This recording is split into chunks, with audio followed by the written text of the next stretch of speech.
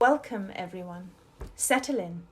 I'm here to tell you the tale of storytelling without walls, the digital space and the natural space. Once upon a time, an evil coronavirus crept up from the underworld to the earth.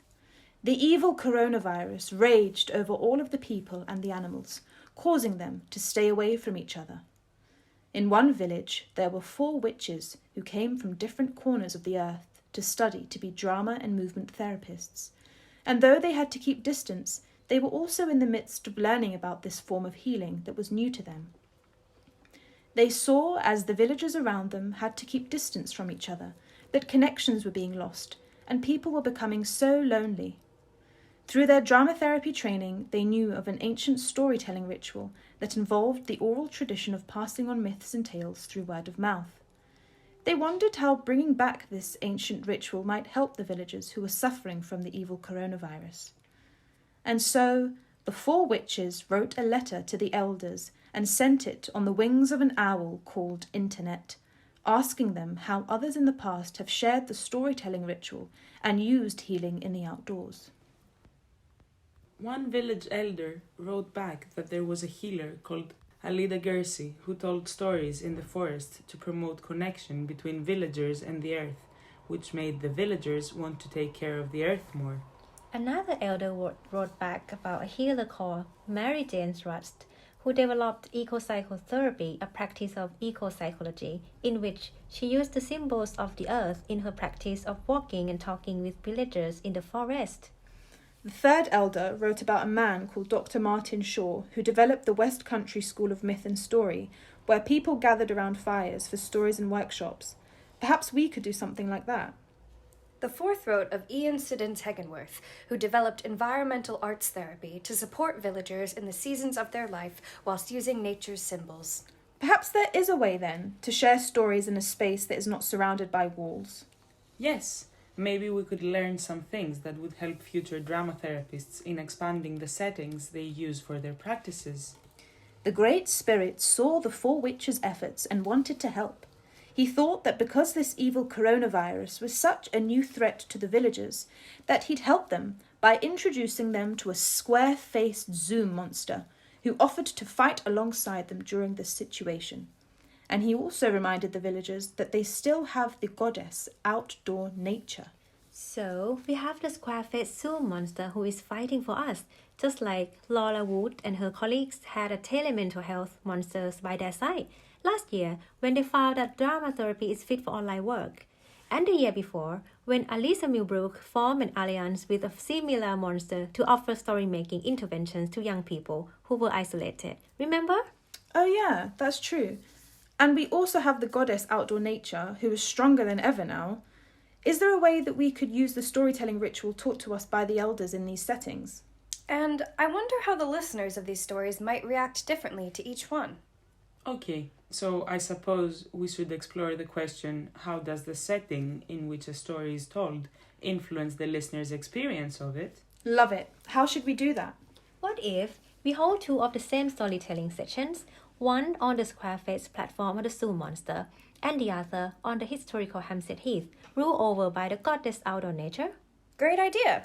I'm sure some of the villagers will be tired of the Zoom monster, though, as they fight his battles every day. Well, then they can come to the outdoor session.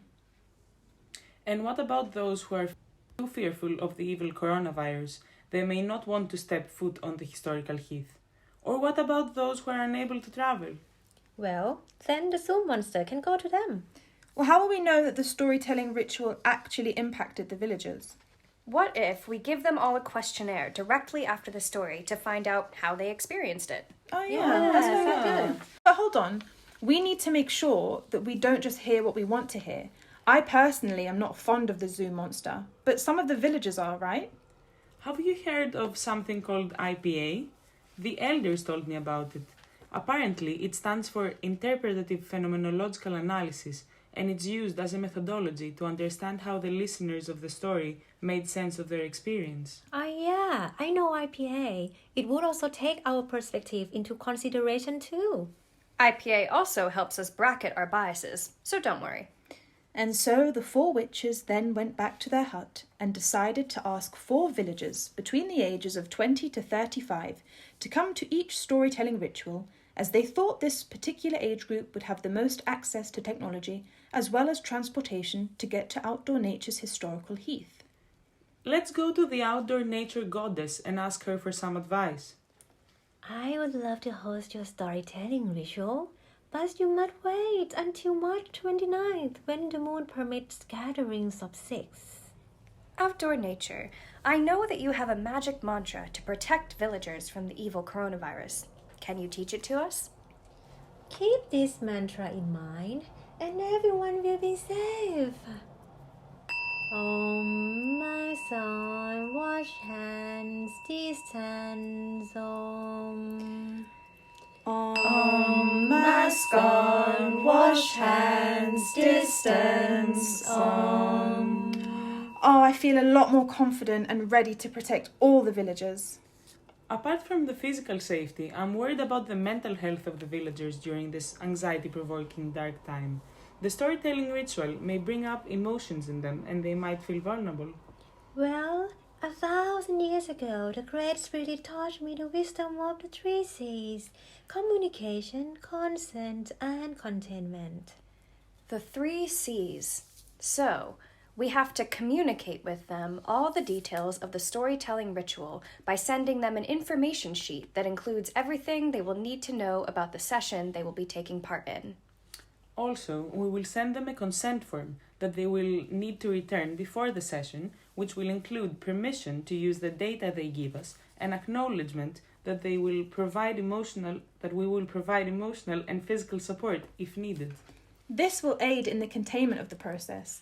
Other than what has already been mentioned, we will also check in with them a few days after the session to offer support if they need it. Exactly. So long for now. With the moon's permission, we will meet again.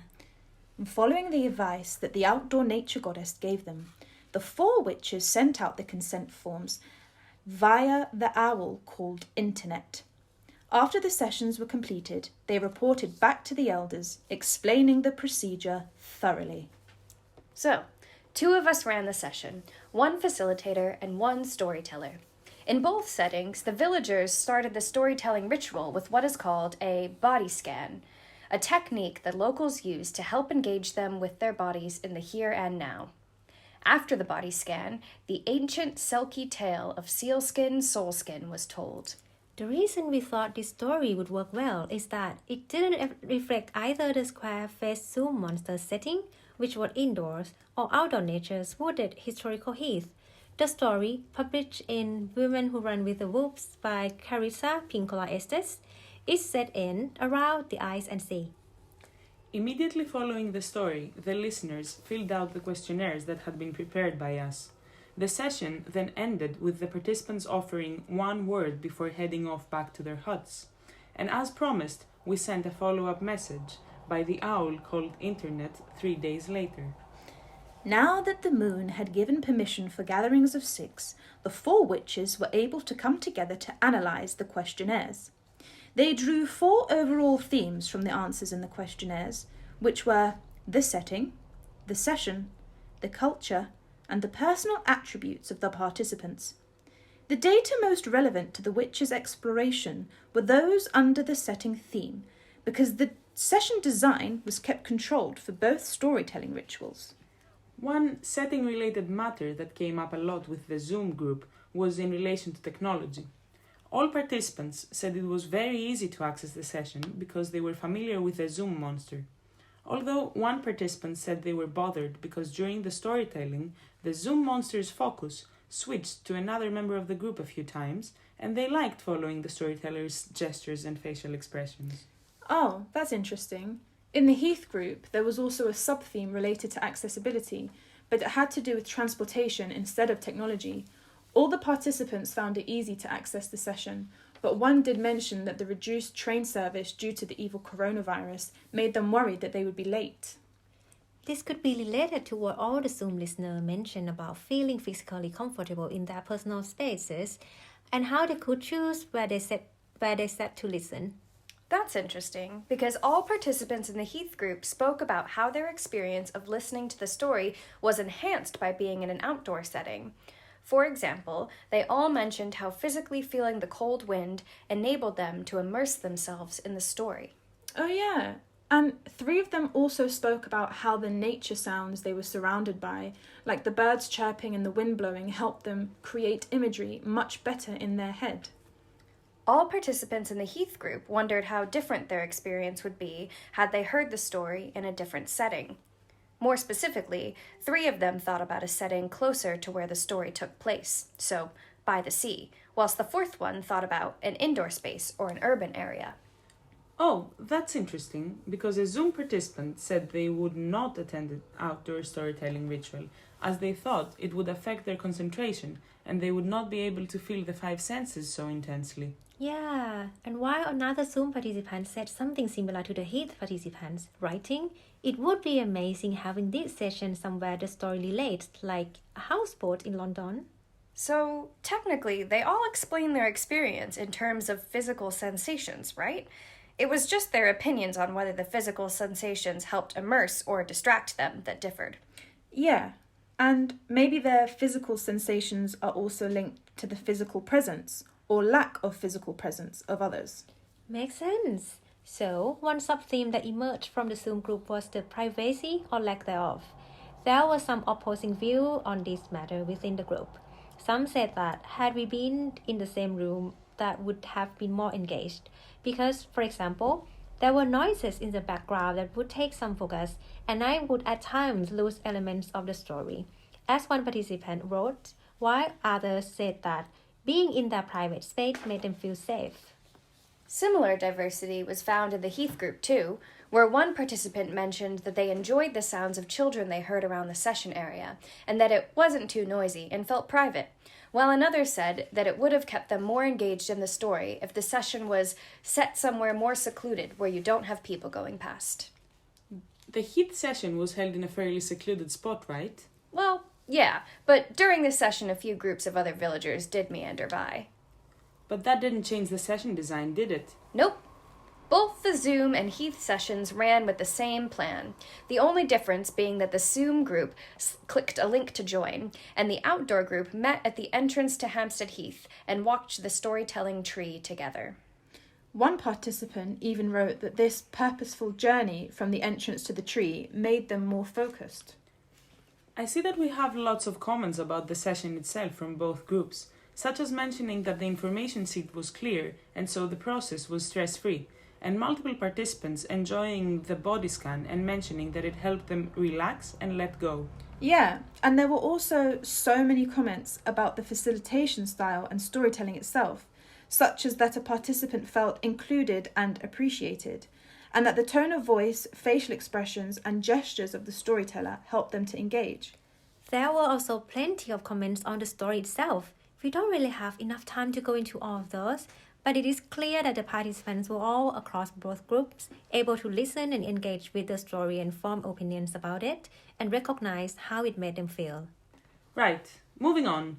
As we all know, the evil coronavirus that has taken over the land has caused lots of changes in our lives, and so a theme that spanned across both groups could be summed up by the culture of today.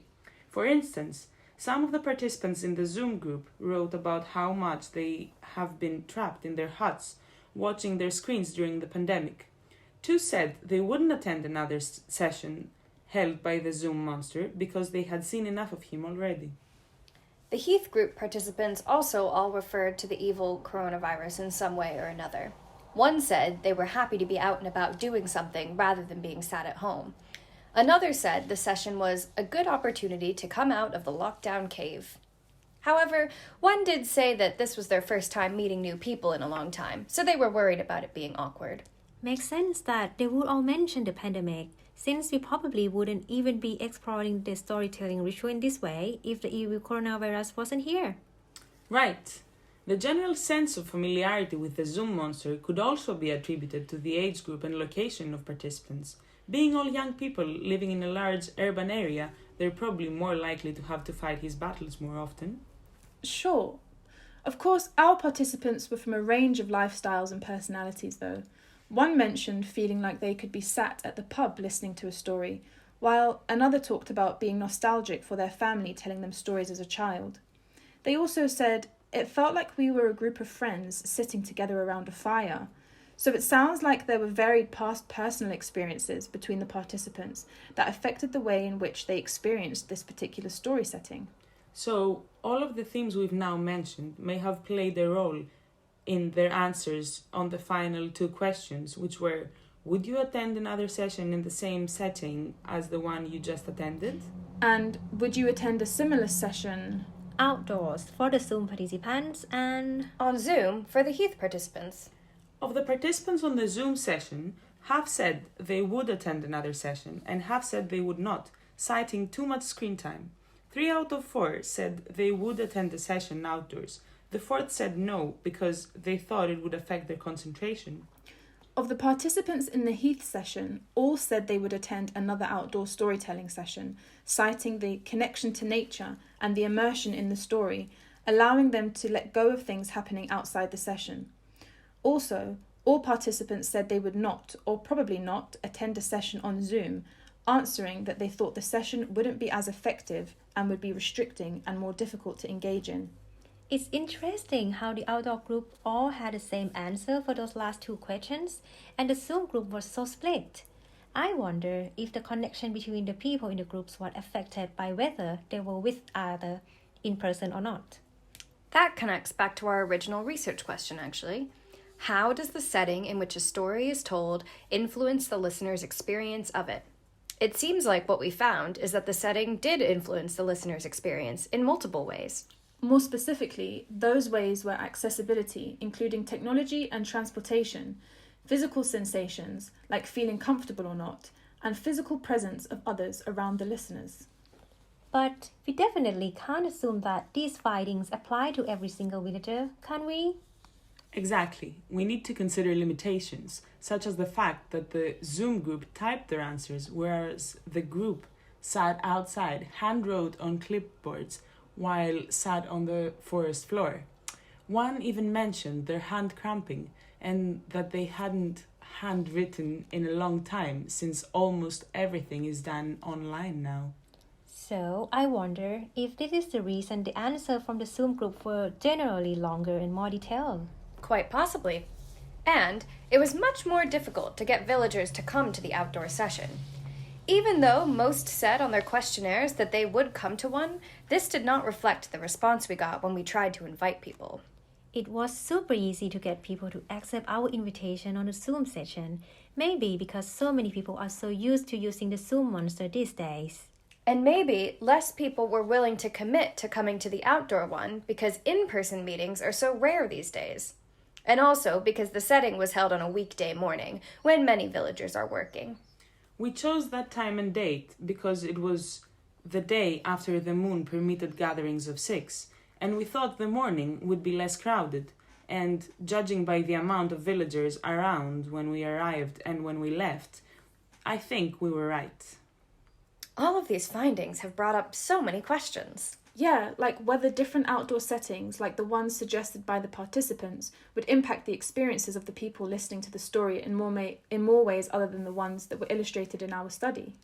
And what if a different story was told? One that was set in a landscape similar to the one where the ritual took place? How would that affect the villagers' experience? Or oppositely, what if the story had no mention of nature at all? That might have left more room for each one's personal projections. You know what? I would like to know if the same villagers had experienced both settings, Zoom and Heath, whether they would prefer one over the other and why. I know, that is a good question, but then there would be new challenges, like would they listen to the same story twice? And wouldn't it make a difference where they heard it first? Or would you tell a different story for each location? I don't know, but I do know there are plenty of questions one could look into when researching this topic. I think it's safe to say that our exploration showed that though Zoom and an outdoor city heath are unconventional places to hold a storytelling session, they can be done, and participants were able to connect to the material in the story. We certainly can't say that one is better than the other, because each person is different and will be suited for different settings. And so the 4 witches retired back to their hut with the knowledge they had gained and the questions they had created, in hopes that one day they could draw back on this time and smile. But for the time being, the 4 witches sat back down by the fire to warm themselves up in preparation for the greater tasks ahead.